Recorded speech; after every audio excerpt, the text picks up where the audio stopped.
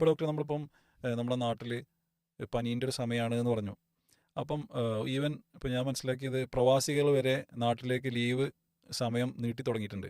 പനീൻ്റെ സമയം കഴിഞ്ഞിട്ട് ഇപ്പോൾ ഞാൻ നാട്ടിലേക്കില്ല, ഇത് കഴിഞ്ഞിട്ട് ഞാൻ നാട്ടിലേക്ക് വരുന്നുള്ളൂ, അങ്ങനെ വരെ പ്രവാസികൾ തീരുമാനം എടുക്കാൻ തുടങ്ങിയിട്ടുണ്ട്. ആക്ച്വലി അങ്ങനെയൊക്കെ നമ്മൾ പനിയെ ഭയക്കേണ്ടതുണ്ടോ? നമ്മുടെ ഈ ഒരു കാലാവസ്ഥ വരുമ്പോഴാണല്ലോ പനി വരുന്നത്. അങ്ങനെയൊക്കെ നമ്മൾ പേടിക്കേണ്ട ആവശ്യമുണ്ടോ? രണ്ട് കാര്യങ്ങളുണ്ട് അതിൽ. നമ്മൾ നേരത്തെ തുടക്കത്തിൽ പറഞ്ഞു ആമുഖമായിട്ട് പനി ഒരു അനുഗ്രഹമാണെന്ന്. 100% അനുഗ്രഹമാണെന്ന് പറഞ്ഞു. 100% പറയുമ്പോഴും അതിന് വിശാലാർത്ഥത്തിൽ പഠിക്കുമ്പോൾ അതിൽ 2 എക്സെപ്ഷൻസ് ഉണ്ട്. ഒന്നെന്താണെന്ന് വെച്ച് കഴിഞ്ഞാൽ, ഈ പനി അധികമാകുമ്പോൾ പ്രതിരോധ സംവിധാനം കുറവുള്ള ആൾക്കാർ, അതായത് എക്സ്ട്രീംസ് ഓഫ് ഏജ് ഗ്രൂപ്പ്, കുട്ടികളിൽ, പ്രായമായ ആളുകളിൽ, ഇവരുടെ ഉപാപചയ പ്രവർത്തനം അധികമാവും, മെറ്റബോളിസം അധികമാകുമ്പോൾ ഇവർക്ക് അതിൻ്റെ ആ ഒരു സിറ്റുവേഷനെ കോപ്പ് ചെയ്യാൻ കഴിയില്ല. ഇവരുടെ താപനിയന്ത്രണ സംവിധാനം തകരാറിലാകുമെന്ന് പറഞ്ഞല്ലോ.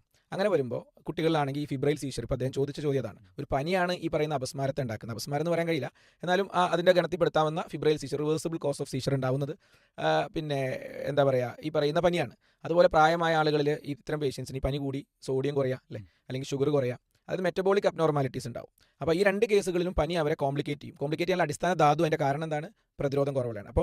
അപ്പോൾ ഇതിൽ മനസ്സിലാക്കേണ്ട ഒരു അടിസ്ഥാന വിഷയം എന്താ വെച്ചാൽ, പനി എന്ന് പറഞ്ഞാൽ ഒരു ഇൻഫെക്ഷൻ ആണെന്നുള്ളൊരു തെറ്റിദ്ധാരണ ജനങ്ങൾക്കിടയിലുണ്ട്. അതും ഒരു പ്രശ്നമാണ്. ഇതിലൊരു പ്രശ്നം എന്താ വെച്ച് കഴിഞ്ഞാൽ, 70 to 90% പനികളും തന്നെ മാറുന്ന, ഒരു ഡോക്ടറെ കാണേണ്ടതേയില്ലാത്ത, ഒരു മരുന്ന് പോലും കഴിക്കേണ്ടതേയില്ലാത്ത, നമ്മൾ എത്ര പറഞ്ഞാലും ഇത് ഈ സമ്മർദ്ദം, ഈ സോഷ്യൽ പ്രഷർ അവിടെ നിലനിൽക്കുന്നുണ്ട്, ഇല്ലാത്ത പനിയാണ്, അതായത് വൈറൽ പനിയാണ്. പക്ഷേ ബീങ് സെഡ് ദാറ്റ്, പനി എന്ന് പറഞ്ഞാൽ ഇൻഫെക്ഷൻ അല്ല. പനീനെ നമുക്ക് ബ്രോഡായിട്ട് ഡിവൈഡ് ചെയ്യുമ്പോൾ പനി ഇൻഫെക്ഷൻ ആവാം, ഇൻഫ്ലമേഷൻ ആവാം, അതായത് നീർക്കെട്ട് എന്ന് വിളിക്കാം. നീർക്കെട്ട് എന്ന് പറഞ്ഞാൽ സാധാരണ നമ്മൾ ഉപയോഗിക്കുന്ന നീർക്കെട്ടല്ല, അതായത് പിന്നെ ബോഡിയിലൊരു ബ്ലോക്ക് ഉണ്ടായി, രക്തക്കൊഴലിൽ ബ്ലോക്ക് ഉണ്ടായി, അത് ഹൃദയത്തിലാവാം, തലച്ചോറിലാവാം, ശ്വാസകോശത്തിൽ നിന്ന് ഹൃദയത്തിലേക്ക് പോകുന്ന വഴിയിലാവാം, കാലിലാവാം.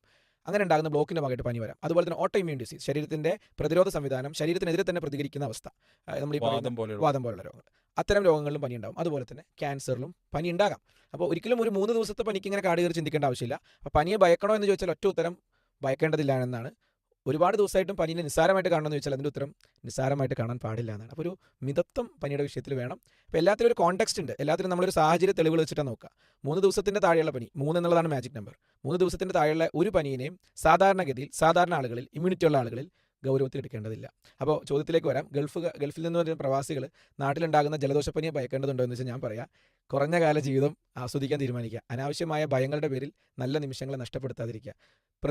പ്രിവെൻഷനാണ് ട്രീറ്റ്മെൻറ്റിനേക്കാളും ഇമ്പോർട്ടൻറ്റ്. അവരവരുടെ ഹാൻഡ് ഹൈജീനും അതുപോലെ തന്നെ മറ്റ് കാര്യങ്ങളും, ഇപ്പോൾ ഒരു വീട്ടിലെല്ലാവർക്കും പനിയാണ്, ഇപ്പോൾ അദ്ദേഹം പറഞ്ഞതുപോലെ ഇൻഫ്ലുവൻസ ബി ആണ്, സ്വാഭാവികമായിട്ടും നമ്മൾ ചില പ്രിവെൻറ്റീവ് മെഷേഴ്സ് അതിലെടുക്കണം. അല്ലാത്ത പക്ഷം നോർമലി പനിയെ പിടിച്ചിങ്ങനെ ജീവിക്കുക. അതുകൊണ്ട് തീർച്ചയായിട്ടും എനിക്ക് പ്രവാസികളോട് പറയാനുള്ളത്, നാട്ടിലേക്ക് വരൂ, നാട് എൻജോയ് ചെയ്യൂ, മടങ്ങി പോകുന്നതാണ്.